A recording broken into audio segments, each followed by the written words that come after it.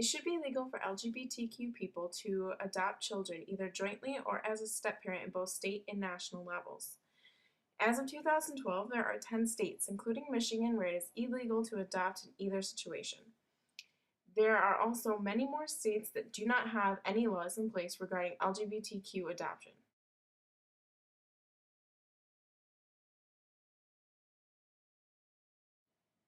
Why should LGBTQ people be allowed to adopt children? LGBT people should be allowed to adopt children because it is a fundamental right and there are many benefits. The list of benefits include: research indicates that kids of gay parents show few differences in achievement, mental health, social functioning, and other measures. However, these kids may have the advantage of open-mindedness, tolerance, and role models of equitable relationships according to the research. Research also suggests that gays and lesbians are more likely than heterosexuals to adopt older, special needs, and minority children. However, there are those who oppose LGBTQ people adopting children. Those people argue that LGBTQ adoption is harmful to children because it will confuse them about sexuality and gender norms. According to Sedgwick, these people are really just afraid that children will grow up to be gay. Sedgwick argues that people can tolerate LGBTQ people who already exist, but secretly or unconsciously despise LGBTQ people who don't yet exist, which includes children who will become gay.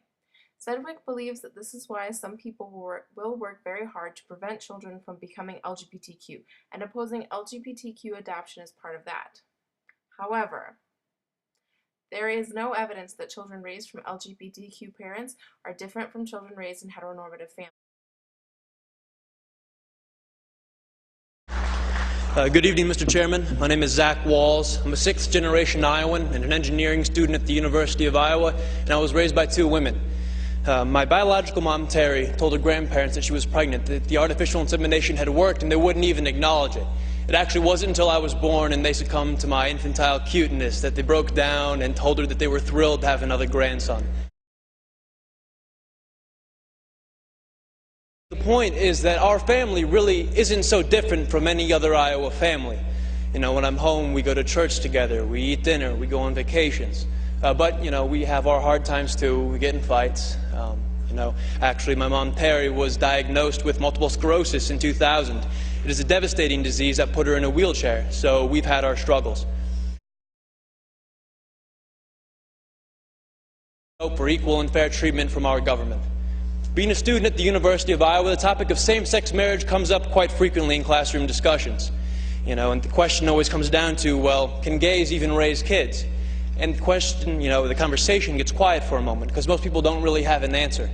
And then I raise my hand and say, actually, I was raised by a gay couple, and I'm doing pretty well. I scored in the 99th percentile on the ACT. I'm actually an Eagle Scout. I own and operate my own small business. If I was your son, Mr. Chairman, I believe I'd make you very proud. I'm not really so different from any of your children. Family comes from the commitment we make to each other, to work through the hard times so we can enjoy the good ones. It comes from the love that binds us. That's what makes a family. So what you're voting here isn't to change us. It's not to change our families. It's to change how the law views us, how the law treats us. I'm sure we're going to hear plenty of testimony about how damaging having gay parents is on kids. But in my 19 years, not once have I ever been confronted by an individual who realized independently that I was raised by a gay couple. And you know why? Because the sexual orientation of my parents has had zero effect on the content of my character. Thank you very much. In addition, Judith Butler would argue that legalizing LGBTQ adoption is the type of social change we should be making because it increases the happiness in people's lives, thus making their lives more livable. Butler would further argue that changing the laws to recognize LGBTQ people as a legitimate group of people who can raise children would benefit not only LGBTQ people but also the foster care and adoption systems.